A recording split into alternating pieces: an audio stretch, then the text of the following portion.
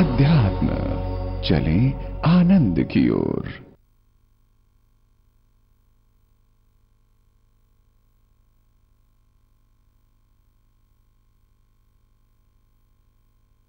शंकर जी को गुरु मान करके वंदन करते हैं।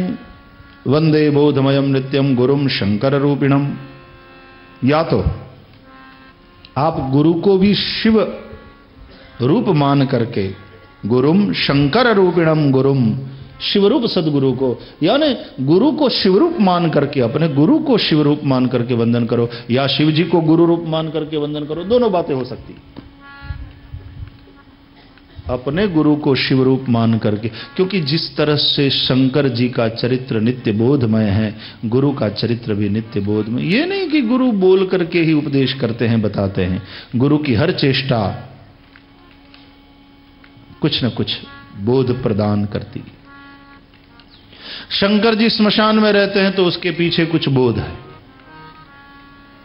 शंकर जी अंग पर भस्म रमाते हैं तो उसमें कुछ अर्थ है। शंकर जी गले में मुंडमाला धारण करते हैं या सर्प के आभूषण धारण करते हैं तो उसमें कुछ बोध है। शंकर जी नंदी पर सवारी करते हैं या हाथ में त्रिशूल धारण करते हैं या जटा से गंगा बह रही है, हर चीज बोधमय है। सबका कुछ ना कुछ अर्थ होता है। स्मशान वैराग्य भूमि है। शंकर जी वहां नित्य निवास करते हैं, वैराग्य की भूमि में। इसलिए वैराग्याम्बुज भास्करम, वैराग्य रूपी कमल को विकसित करने वाले ये भास्कर सूर्य है। स्मशान वैराग्य भूमि। और महापुरुषों ने, ज्ञानियों ने तो इस संसार को एक महाश्मशान कहा। स्मशान में भूत रहते हैं और हम सब भूत वही है। एक भूत की कौन कहे, हमारा शरीर तो 5 महाभूत का बना हुआ है, पंच महाभूत।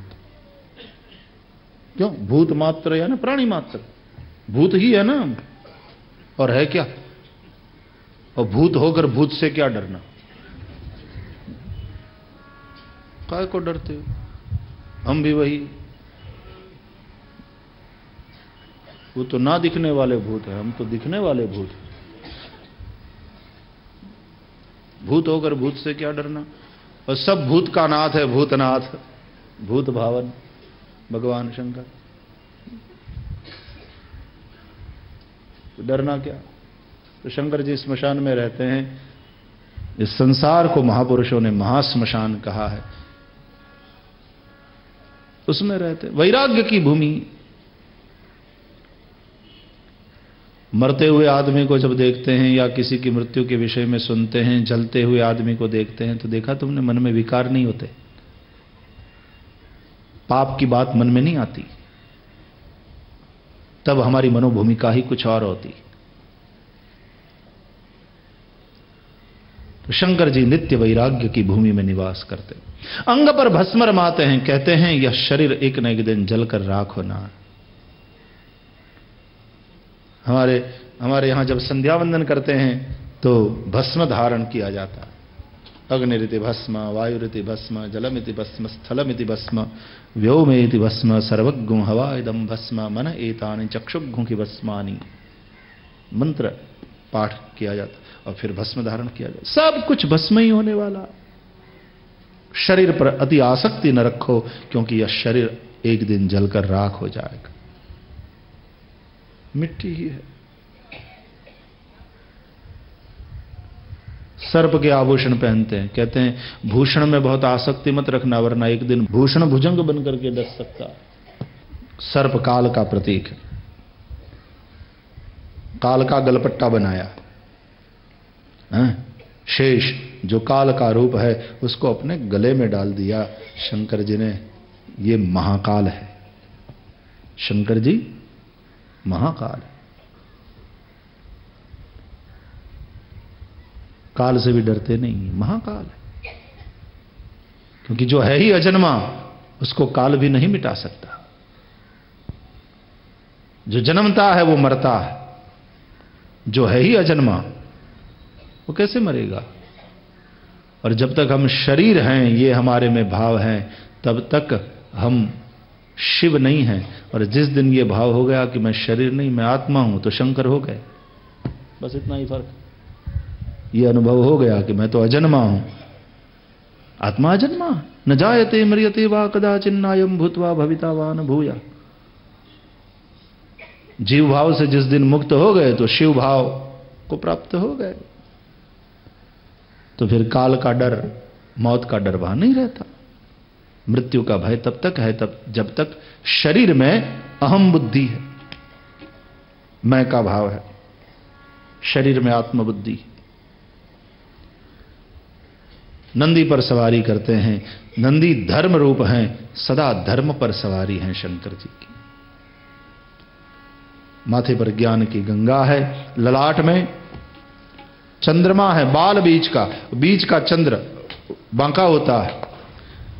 वैसे तो बांके आदमी को कोई प्रणाम नहीं करता। चंद्रमा जब तक वक्र होता है, बांका होता है, तब तक राहु भी उसको ग्रसता नहीं है, दूर ही रहता है।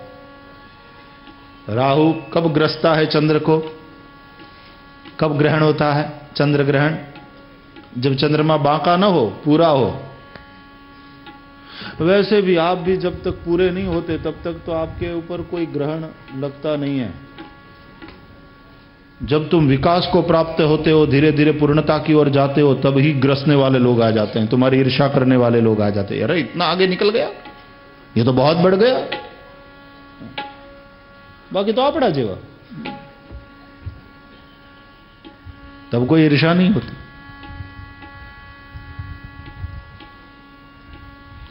तो जब तक चंद्रमा बांका है तब तक तो राहु भी उसको ग्रस्ता नहीं।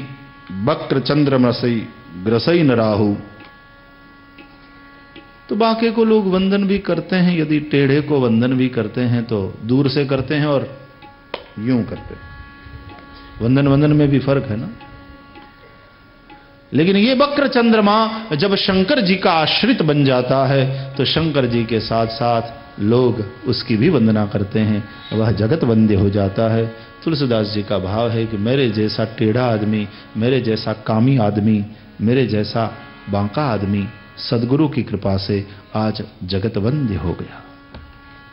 मैं उस गुरुदेव को वंदन करता हूं।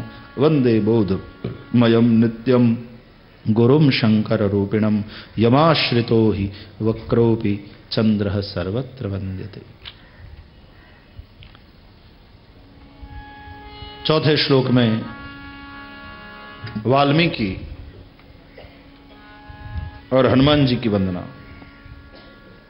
सीताराम गुणग्राम पुण्यारण्य विहारिणौ वंदे विशुद्ध विज्ञानौ कवीश्वर कपीश्वरौ। कवीश्वर वाल्मीकि और कपीश्वर हनुमान जी। कई लोग कहते हैं कपीश्वर तो सुग्रीव है, लेकिन सुग्रीव की वंदना तो आगे चल करके करेंगे। कपिपति रीस निशाचर राजा, वहां कपिपति के रूप में सुग्रीव की वंदना है। रीछ, रीछों का राजा जामवान, और निशाचरों का राजा बाद में विभीषण, सबकी वंदना बाद में। यहां कपीश्वर का अर्थ हनुमान जी ऐसा लगाना, क्योंकि कपीश्वर का अर्थ सुग्रीव ऐसा लगाएंगे तो विशुद्ध विज्ञान नहीं हो सकता सुग्रीव, और यहां तो विशुद्ध विज्ञानौ कहा गया। वंदे विशुद्ध विज्ञानौ, वो तो हनुमान जी पर ही लागू होता। तो कवीश्वर वाल्मीकि और कपीश्वर हनुमान जी, दोनों की वंदना। दोनों वन में रहते हैं, अरण्य में निवास करते। ऋषि भी अरण्य में निवास करता है और बंदर भी अरण्य में निवास करता है। लेकिन किस अरण्य में? यहां कोई साधारण बंदर की बात थोड़ी ना है, यहां तो कपीश्वर हनुमान जी की बात है। तो किस अरण्य में निवास करते हैं? बोले सीताराम गुणग्राम पुण्यारण्य विहारिणौ। दोनों वन में रहते हैं, वन में विचरते रहते हैं। कौन सा वन? सीताराम जी के गुणग्राम रूपी पुण्य अरण्य में विहार करते रहने वाले ये दोनों कवीश्वर और कपीश्वर, यानी सीताराम जी के चरित्र रूपी वन में सीताराम जी की कथा, भगवान सीताराम जी के गुण, उनकी कथा उस रूप अरण्य में वाल्मीकि एक वक्ता है और हनुमान जी दूसरे श्रोता। और हनुमान जी महाराज परम श्रोता तो ही हैं, परम वक्ता भी है। परम श्रोता तो ही हैं। जैसे ही आइए हनुमान जी, आइए हनुमंत विराजिए, कथा कहूं मति अनुसार कह करके पुकारते हैं। हनुमान जी महाराज राम कथा के रसिया है।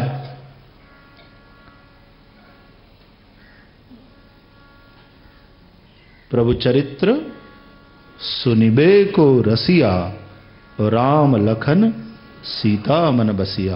प्रभु चरित्र सुनिबे को रसिया है हनुमान जी, इसलिए जहां भी कथा होती है और उनको निमंत्रित किया जाता है, हनुमान जी महाराज वहां पर किसी न किसी रूप में प्रकट होकर के श्रवण करते हैं। ये हम लोगों का विश्वास है, ये हम लोगों की श्रद्धा, और इसलिए हमने वंदन भी किया हनुमान जी का। तो यत्र यत्र रघुनाथ कीर्तनम तत्र तत्र कृतमस्तकांजलिम वाष्पवारि परिपूर्ण लोचनम मारुतिम नमत राक्षसांतकम। यत्र यत्र रघुनाथ कीर्तनम तत्र तत्र कृतमस्तकांजलिम। जहां जहां राम कथा होती है वहां यूं तो मर्यादा के साथ, ये नहीं टेढ़े मेढ़े होकर और टांग फैलाई और यूं पान चबाते हुए कई सेठ लोग कथा सुनते हैं, इस तरह से नहीं। कृतमस्तकांजलिम, हाथ जोड़े हुए, मस्तक नीचा, और इतने भाव से सुनते हैं और इतने भाव में डूब जाते हैं। वाष्पवारि परिपूर्ण लोचनम, आंखों में आंसू, नम आंखें, भाव के अश्रु उनके नेत्रों में सदा है। और ऐसे हनुमान जी जो एक श्रोता के रूप में बैठे हैं, कितने प्यारे लगते हैं। वाष्पवारि परिपूर्ण लोचनम मारुतिम नमत राक्षसांतकम। तो परम श्रोता भी हैं हनुमान जी और परम वक्ता भी है। हनुमान जी ने जिन जिन को कथा सुनाया उन सबको राम की प्राप्ति हुई है। हनुमान जी ने विभीषण को रामायण सुनाया तो विभीषण को राम मिल गए, है ना, लंका में जाकर। इसलिए मैं कहता रहता हूं कि सबसे पहले विदेश में किसी की कथा हुई तो हनुमान जी की। हम लोग तो अभी आजकल जाने लगे हैं, लेकिन सबसे पहले विदेश कथा करने के लिए गए तो हनुमान जी। समंदर को नांगा यदि किसी ने तो हनुमान जी ने। जल दिलांग गए और बाय एयर गए।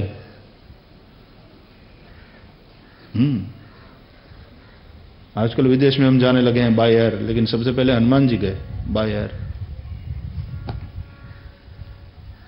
हवाई मार्ग से। उन्हें एरोप्लेन की जरूरत नहीं, खुद ही एरोप्लेन थे। प्रभु मुद्रिका मेली मुख माही, जल दिलांग गए अचरज नाहि। और समंदर पार, बस यहां से थोड़े समीप लंका में पहुंच करके, अब उनको किसी ने स्पॉन्सर तो किया नहीं था, लंका का वीजा उनके पास था नहीं, तो किसी ने स्पॉन्सर नहीं किया था, किसी ने बुलाया नहीं था, किसी ने निमंत्रित नहीं किया था, खुद ही गए थे।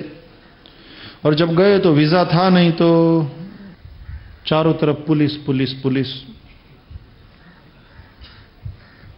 इमिग्रेशन में। तो आजकल अमेरिका में घुसते हैं लोग, अमेरिका जाने के लिए बिना वीजा।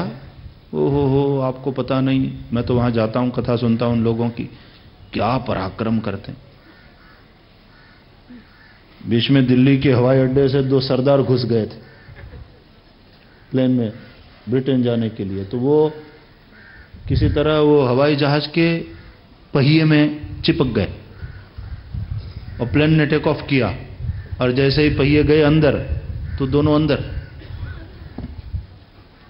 और ऊपर तो फिर वहां माइनस टेम्परेचर होता है, माइनस में 30,000 फीट की ऊंचाई पर तो माइनस में टेम्परेचर होता है। तो एक तो मर ही गया और दूसरा किसी तरह जिंदा रहा। और लंदन पर जब हवाई अड्डे पर प्लेन ने लैंड किया और पहिए बाहर निकाले तो बेचारा वहां वो बस मृतप्राय सा ही था, तो उसको हॉस्पिटलाइज किया गया। क्या साहस, ऐसा क्यों किया? बस बोले हम यहां विदेश में आना चाहते, वीजा नहीं था। अमेरिका में भी किस तरह से लोग घुसते हैं।